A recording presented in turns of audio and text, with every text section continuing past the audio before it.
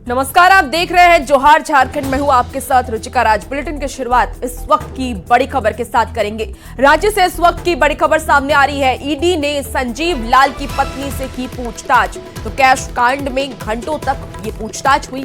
रीता से संपत्ति और कैश के ट्रांजैक्शन को लेकर के सवाल किया गया। रीता लाल से बैंक के सारी डिटेल्स मांगे गए और संपत्ति की पूरी जानकारी ईडी ने मांगी है। तो संपत्ति से जुड़े दस्तावेज जमा करने के निर्देश भी दिए गए। और राज्य से इस वक्त की आपको बड़ी खबर बता रहे हैं, जहां पर ईडी ने संजीव लाल की पत्नी से पूछताछ की है। कैश कांड में घंटों तक ये पूछताछ हुई और रीता से संपत्ति और कैश के ट्रांजैक्शन को लेकर के सवाल पूछे गए।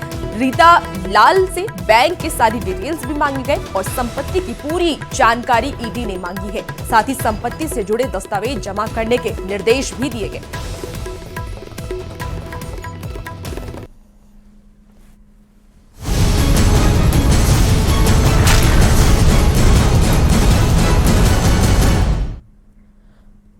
और इस वक्त की बड़ी खबर दिल्ली से बता दें, जहां हेमंत सोरेन की याचिका पर सुनवाई कल होगी। तो हेमंत सोरेन ने गिरफ्तारी को एससी यानी कि सुप्रीम कोर्ट में चुनौती दे दी है। ईडी ने 31 जनवरी को हेमंत को किया था गिरफ्तार। तो बड़काई अंचल की 8.86 एकड़ जमीन घोटाले का ये पूरा आरोप हेमंत सोरेन पर लगा था। हेमंत सोरेन को ईडी ने 31 जनवरी को गिरफ्तार किया था और अब हेमंत सोरेन ने सुप्रीम कोर्ट को चुनौती दी है। आपको बता दें कि हेमंत सोरेन की याचिका पर कल सुनवाई होने वाली है। इस वक्त की बड़ी खबर बता रहे हैं। दुमका से बीजेपी उम्मीदवार सीता सोरेन अचानक खिजुरिया में दिशोम गुरु शिबू सोरेन के घर पहुंची, जहां उन्होंने उनके देवर और मंत्री बसंत सोरेन से मुलाकात की। दोनों के बीच कुछ मुद्दों पर बातचीत भी हुई, लेकिन क्या बात हुई ये उन्होंने नहीं बताया। घर में मौजूद मंत्री बसंत सोरेन ने भी मीडिया के किसी सवाल का जवाब नहीं दिया। इस मुलाकात से सियासी गलियारों की हलचल अब तेज हो गई है। बता दें कि शुक्रवार को सीता सोरेन नॉमिनेशन करेंगी। ऐसे में कयास लगाए जा रहे हैं कि शायद वो गुरुजी से आशीर्वाद लेने पहुंची थी। वैसे गुरुजी फिलहाल दुमका में नहीं है, लेकिन अचानक सीता सोरेन का उनसे मिलने जाना राजनीतिक गलियारों में चर्चा का विषय बन गया है। बात हुई वो तो हुई, वो तो कोई बताने की बात ऐसे नहीं है। मेरा ही तो आवाज है, आप लोग नहीं जानते हैं। हमें तो रह करके बनवाए हैं, तो मेरा है। गोड्डा सांसद और बीजेपी उम्मीदवार निशिकांत दुबे कल नामांकन करेंगे। नामांकन कार्यक्रम में रक्षा मंत्री राजनाथ सिंह शामिल होंगे। बीजेपी उम्मीदवार के लिए 2 किलोमीटर लंबा रोड शो होगा। रोड शो में राजनाथ सिंह के साथ आजसू अध्यक्ष सुदेश महतो भी हो सकते हैं शामिल। बड़ी जानकारी आपको दे रहे हैं। रोड शो होने वाला है और रोड शो में राजनाथ सिंह के साथ आजसू अध्यक्ष सुदेश महतो भी शामिल हो सकते हैं। यारी हम कार्यकर्ताओं का यहाँ पे अच्छा चल रहा है और भव्यता के साथ यह नामांकन हम लोग करना चाहते हैं और उसी का प्रयास सभी कार्यकर्ता एक टीम वर्क में काम कर रहे हैं।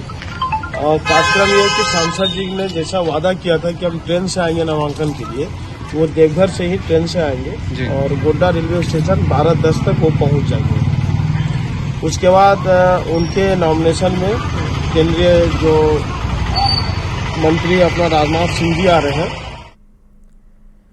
जमशेदपुर के सुनारी एयरपोर्ट पर बीजेपी प्रदेश अध्यक्ष बाबूलाल मरांडी के हेलीकॉप्टर की इमरजेंसी लैंडिंग कराई गई। जानकारी के मुताबिक वो सरायकेला से रांची जा रहे थे, लेकिन बारिश और आंधी में हेलीकॉप्टर फंस गया। जमशेदपुर एयरपोर्ट पर इमरजेंसी लैंडिंग के बाद बीजेपी के जिला अध्यक्ष समेत कई वरिष्ठ नेता बाबूलाल मरांडी से मिलने के लिए पहुंचे। मौसम के साथ अपने आप को ढालना होता है, चलना होता है। मौसम ने कहा कि भाई टाटा आज रुक जाओ और टाटा के लोगों से भी मुलाकात करके ही जाना। तो मैं टाटा उतर कर आप सब लोगों से मुलाकात हो रही है। लोहरदगा में बीजेपी उम्मीदवार समीर उरांव ने नगर भ्रमण किया और लोगों से आशीर्वाद मांगा। समीर उरांव सैकड़ों कार्यकर्ताओं के साथ निकले। उन्होंने अग्रसन भवन से लेकर पावरगंज चौक तक ये यात्रा की और लोगों से बीजेपी के पक्ष में वोट करने की अपील की। इस दौरान बीजेपी कार्यकर्ताओं में गजब का उत्साह भी देखने को मिला। सभी नरेंद्र मोदी जिंदाबाद और जय श्री राम के नारे लगा रहे थे। नगरों में यहाँ के नगरवासी और हमारे भारतीय जनता पार्टी के कार्यकर्ता हुए जिस प्रकार से उत्साहित होकर के यहाँ से भी एक कमल फूल मोदी जी को भेंट करना है। कांग्रेस नेता सैम पित्रोदा की ओर से भारतीयों के लिए की गई विवादित टिप्पणी को लेकर के झारखंड बीजेपी हमलावर है। बीजेपी ने प्रेस कॉन्फ्रेंस कर उन्हें पार्टी से निष्कासित करने की मांग की।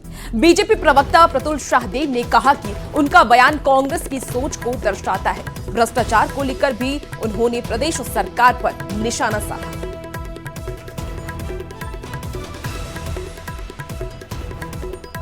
सैम पित्रोदा ने सिर्फ इस्तीफा दिया है, उनको पार्टी ने निष्कासित क्यों नहीं किया? हमारा बड़ा प्रश्न है। वो आज भी राहुल गांधी के एडवाइजर बने हुए हैं, आज भी इन पदों पर हैं, तो उनको पार्टी ने शो कॉज करके निष्कासित क्यों नहीं किया? और हाल के दिनों में ये मुझे लगता है इतना ओछी राजनीति का बयान प्रधानमंत्री जी की गालियों को छोड़ दे तो शायद ही हमने सुना हो। लोकसभा चुनाव को लेकर झारखंड की राजनीति में हलचल तेज हो गई है। सभी राजनीतिक दल अपने अपने प्रत्याशियों को विजयी बनाने में लगे हुए हैं। इस कड़ी में आजसू कार्यालय में आजसू और बीजेपी की एक संयुक्त बैठक हुई। बैठक में आजसू सुप्रीमो सुदेश महतो और रांची से बीजेपी उम्मीदवार संजय सेठ मौजूद रहे। इस दौरान बैठक में तमाम कार्यकर्ताओं के साथ चुनाव को लेकर चर्चा की गई।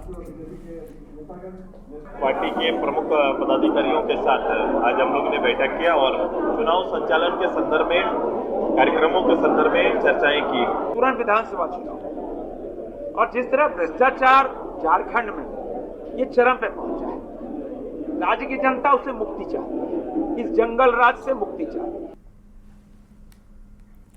झारखंड के पूर्व मुख्यमंत्री मधु कोड़ा ने दिल्ली हाईकोर्ट में याचिका दायर कर कोयला घोटाला मामले में ट्रायल कोर्ट की ओर से दोषी ठहराए जाने के फैसले को निलंबित करने की मांग की है। मधु कोड़ा ने याचिका में कहा है कि वो झारखंड के पूर्व मुख्यमंत्री हैं और झारखंड विधानसभा का चुनाव लड़ना चाहते हैं। साथ ही इसको लेकर कांग्रेस और जेएमएम ने हमला करते हुए कहा है कि कोर्ट इसका फैसला करेगी, लेकिन बीजेपी को बताना चाहिए कि मधु कोड़ा ईमानदार है, बेईमान नहीं। साथ ही तो बीजेपी ने यह भी कहा है कि जब घोटाला हुआ तब मधु कोड़ा के समय जेएमएम और कांग्रेस भी सरकार में शामिल थी। मधु कोड़ा को फंसाया गया है। लगता है कि अदालत इसका फैसला करेगी और अब ये भारतीय जनता पार्टी को बताना चाहिए कि मधु कोड़ा ईमानदार हैं या मधु कोड़ा बेईमान है। तब हुई जब मधु कोड़ा के नेतृत्व में सरकार बनी और उस समय कांग्रेस सरकार में शामिल थी, जेएमएम शामिल थी, ये सारे लोग शामिल थे। तो मधु कोड़ा जैसे व्यक्ति को इन लोगों ने फंसाने का काम किया। गुनाह कौन किया, फंसा कौन? भारतीय जनता पार्टी के लोग आज देश के अंदर में ये तय कर रहे हैं कि कौन ईमानदार है और कौन बेईमान है।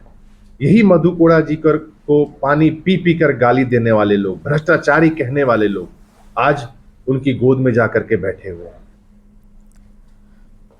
झारखंड में वोट की निगरानी तीसरी आंख से भी होगी। चुनाव आयोग पहली बार राज्य के सभी 29,521 मतदान केंद्रों पर अंदर और बाहर कैमरे का इस्तेमाल करने जा रहा है।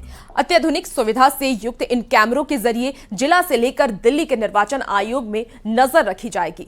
वेबकास्टिंग के जरिए नजर रखने के लिए जिला स्तर से लेकर मुख्य निर्वाचन कार्यालय दफ्तर में पूरी टीम बनाई गई है। मुख्य निर्वाचन पदाधिकारी के रवि कुमार ने यह बताया है कि लोकसभा चुनाव में मतदान केंद्रों पर दिव्यांग और वरिष्ठ मतदाताओं के लिए विशेष सुविधाएं उपलब्ध कराई गई हैं। मतदान केंद्र पर आने में असमर्थ मतदाताओं के लिए होम वोटिंग की सुविधा मुहैया कराई जा रही है।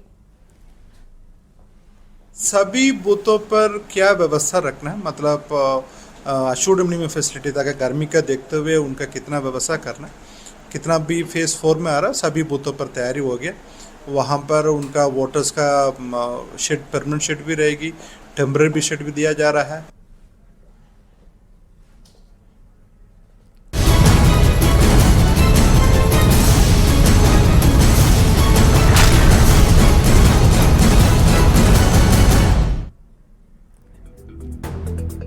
रांची में नशा तस्करों के खिलाफ पुलिस ने बड़ी कार्रवाई की। पुलिस ने लोअर बाजार थाना इलाके से 6 ड्रग तस्कर को गिरफ्तार किया। आरोपियों के पास से ब्राउन शुगर के साथ 36,000 से ज्यादा नगद और 6 मोबाइल बरामद हुआ है। पुलिस ने आरोपियों को ब्राउन शुगर की पैकेजिंग करते रंगे हाथ गिरफ्तार किया। हालांकि 3 आरोपी पुलिस को चकमा देकर वहां से फरार हो गए। 15 ग्राम लगभग जब्त हुआ है, जिसकी कीमत करीब बाजार में 3.5 लाख रुपए के करीब होगी। और सबसे इम्पोर्टेंट है कि ये जो है ड्रग का जो है प्रोसेसिंग भी कर रहा था, जहाँ पर ये काम करता वहाँ ड्रग की प्रोसेसिंग भी कर रहा था। ये एक्सपर्टाइज भी इसके पास है, तो हम लोग इसके बारे में इस एक्सपर्टाइज उसने कैसे सीखा और क्या किया, इसके बारे में फर्दर हम लोग पुलिस रिमांड पर लेकर से डिटेल में पूछताछ करेंगे। रांची के हिंदपीढ़ी थाना क्षेत्र से पुलिस ने 4 अपराधियों को गिरफ्तार करने के साथ ही उनको हथियार के साथ गिरफ्तार कर लिया है। आरोपी किसी बड़ी वारदात को अंजाम देने के फिराक में थे, लेकिन आरोपी कुछ कर पाते इससे पहले ही पुलिस ने उन्हें धर दबोचा।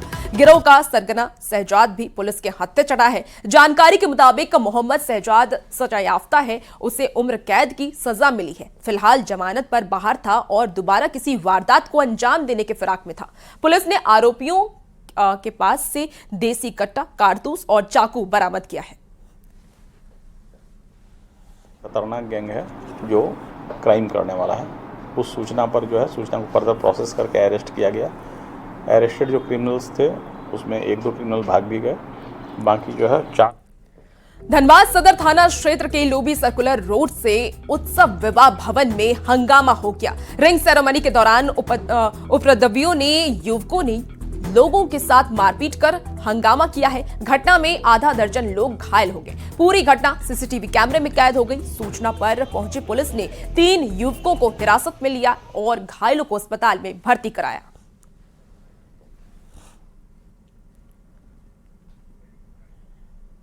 और इसी के साथ रुकेंगे एक छोटे से ब्रेक के लिए। जल्द